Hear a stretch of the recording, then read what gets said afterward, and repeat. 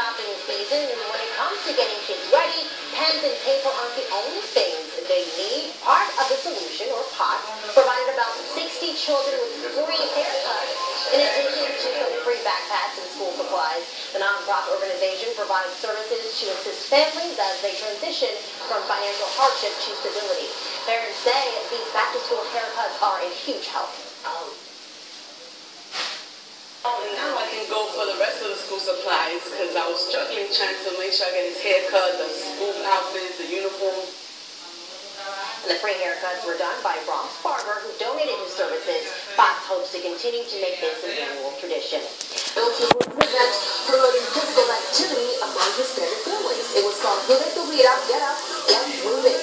Those who attended got a chance to try out some Zumba and yoga,